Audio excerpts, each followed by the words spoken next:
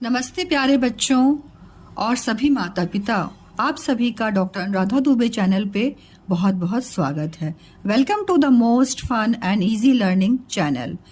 बच्चों, आज हम सीखेंगे बहुत ही मज़ेदार और ज़रूरी सवाल जवाब यानी क्वेश्चन आंसर्स, वो भी हिंदी में, जो हर बच्चे को आने ही चाहिए। Are you ready? क्या आप तैयार हैं? चलिए शुरू करते हैं।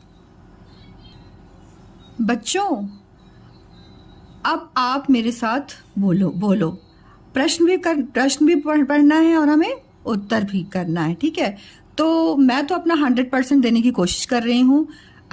देखो, हम तभी बेस्ट बन पाएंगे ना जब मैं सिखाऊं और आप भी उतने ही ध्यान से सीखो। अगर आप लेटे हुए हो या बेड पे हो तो बिल्कुल मत देखो, अपने रीढ़ की हड्डी को बिल्कुल सीधा रखो, अपने स्ट्रेट मतलब पोस्चर रखो, फिर ही आप पढ़ो। तो कोई भी चीज़ आप इस पोजीशन में पढ़ोगे ना तो आपको हमेशा के लिए याद रहेगी, ठीक है? तो क्या आप मेरी बात को मानते हो? अगर मानते हो तो यस लिखना मैम। ओके बेटा, क्वेश्चन को स्टार्ट करते हैं। पहला प्रश्न है, कौन सा रंग शांति का प्रतीक है? क्या आपको पता है इसका आंसर? तो उत्तर है सफेद रंग शांति का प्रतीक है। प्रश्न 2, कौन सा रंग खतरे का निशान है? मैं यहाँ पे अंडरलाइन करती हूँ। खतरे का निशान कौन सा रंग होता है बेटा? लाल रंग। लाल रंग खतरे का निशान है। कौन सा रंग खतरे का निशान है? लाल रंग। ओके, वापस मैं फर्स्ट क्वेश्चन को रिपीट करती हूँ। कौन सा रंग शांति का प्रतीक है? शांति का प्रतीक कौन सा रंग है बेटा? सफेद रंग। Very good, very good, keep it up, super. प्रश्न 3, किस देश में सूरज पहले निकलता है? किस देश में सूरज पहले निकलता है? इसका उत्तर है जापान। क्या उत्तर है? जापान। जापान में सूरज पहले निकलता है। जापान में सूरज पहले निकलता है। अब आपसे कोई प्रश्न करेगा तो आप उत्तर दे पाओगे?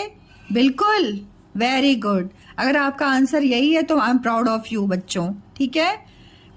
किस देश में सूरज पहले निकलता है? जापान में सूरज पहले निकलता है। Very good. प्रश्न 4 है, इंद्रधनुष में कितने रंग होते हैं? इंद्रधनुष में 7 रंग होते हैं। कितने रंग होते हैं बच्चों? 7 रंग होते हैं। किसमें? इंद्रधनुष में। आपने देखा है बारिश के टाइम में इंद्रधनुष बनता है, बहुत ही प्यारा दिखता है। अगर आपने देखा हो इंद्रधनुष में 7 रंग, तो अगर आप इस क्वेश्चन तक पहुंच पाए हैं तो जरूर अपने आंसर को दीजिएगा, है ना, कि आपने 7 रंग देखे हैं। ओके, बहुत क्लियर तो नहीं दिखाई देते हैं बट दिखाई देते हैं। तो जिन्होंने देखा वो जरूर अपने नाम के साथ इस चीज को लिखेगा। प्रश्न 5 है, इंद्रधनुष के रंगों के नाम लिखो। बहुत ही अच्छा क्वेश्चन है, इसको आप तो जरूर याद कीजिएगा।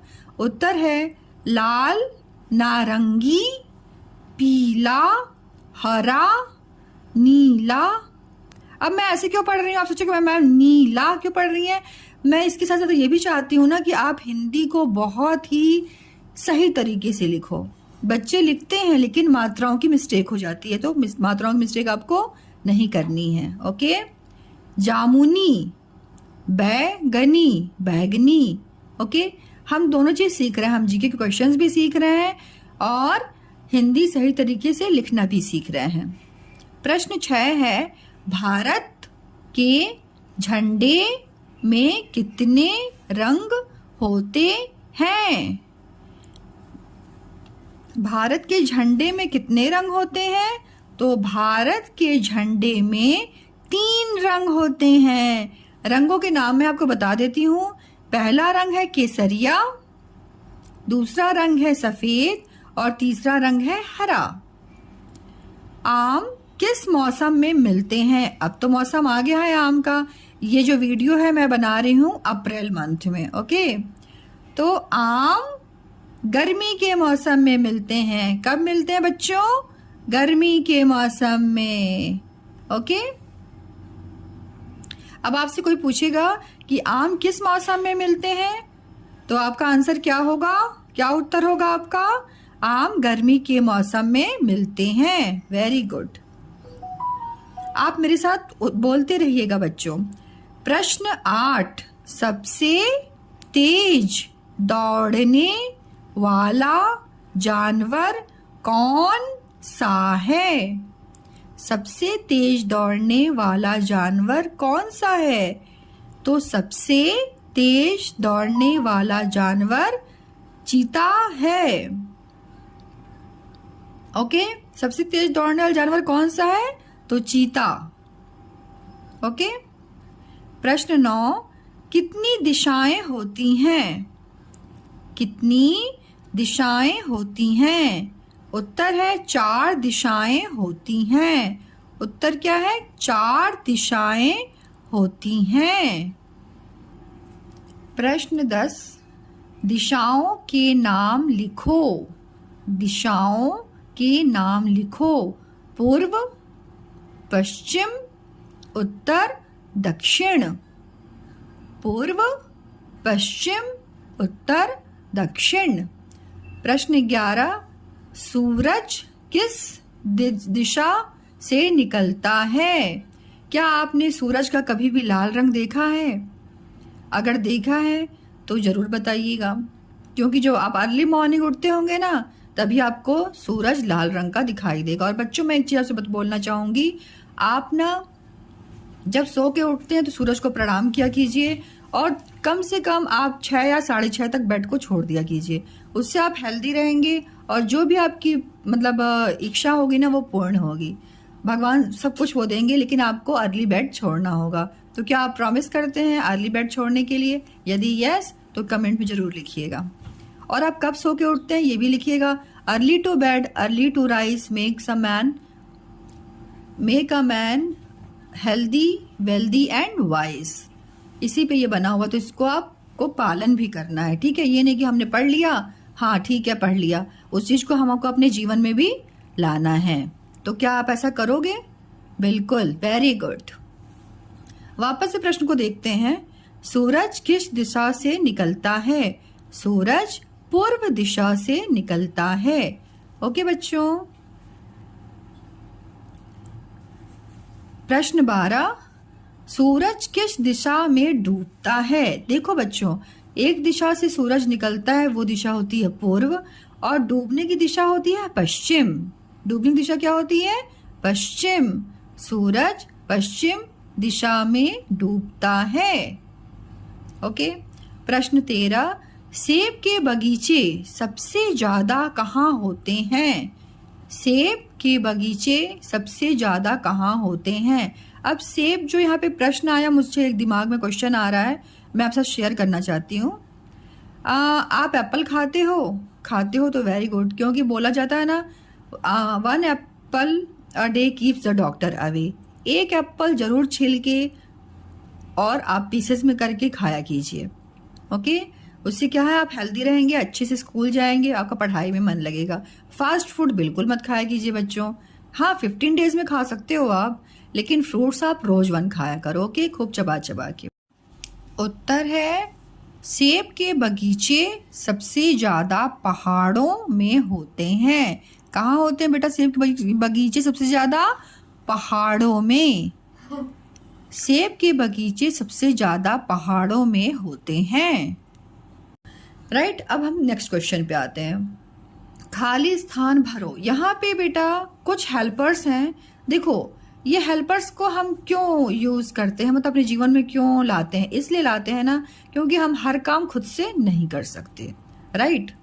अब देखो, मान लो धोबी कपड़ा धोता है, लिखा हुआ है धोबी, तो कपड़े तो हम भी धो सकते हैं, लेकिन आप धोबी को दोगे ना, तो वो आपके कपड़े बहुत ही सुंदर तरीके से धोएगा एंड आपको प्रेस करके देगा। राइट। तो और इससे क्या हो जाएगी, उनकी भी हेल्प हो जाएगी, उनको थोड़ा सा मनी आपकी तरफ से जाएगा, तो उनके जीवन अच्छे से यापन होगा।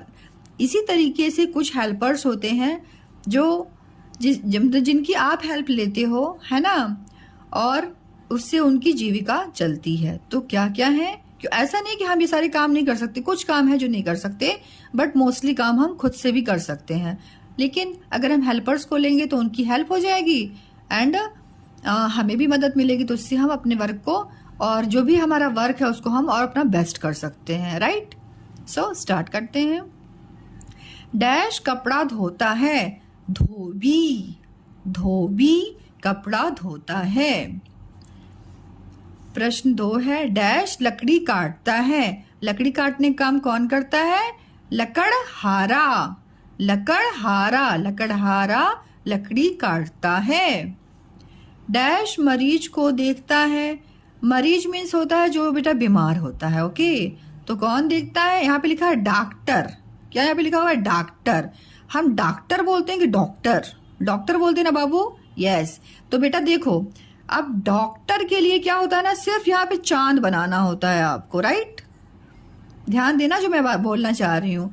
अभी इसमें लिखा था डॉक्टर और हम बोलते क्या है? Doctor, right. तो वहां पे सिर्फ चांद बना रहेगा। डॉक्टर मरीज को देखता है।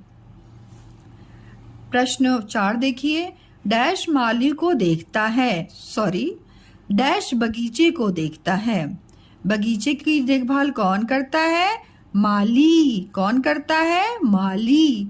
माली बगीचे की देखभाल करता है, ओके।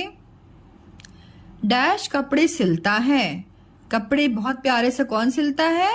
दर्जी, दर्जी। अब बाबू एक चीज मैं बताना चाहूंगी आपको। बाबू मीन्स एक्चुअली मेरी क्या हैबिट है ना, मैं बच्चों को कभी बाबू भी बोल देती हूँ और आप सब मेरे प्यारे प्यारे छोटे छोटे बच्चे हो, ठीक है। तो आप ये नहीं समझना मैम क्या बोल रहे हैं, राइट। अब देखो दर्जी लिखा हुआ है ना, तो ये ज में, ज के ऊपर ये जो है ना ऐसा बना हुआ, इसको बोलते हैं बेटा रेफ रूप।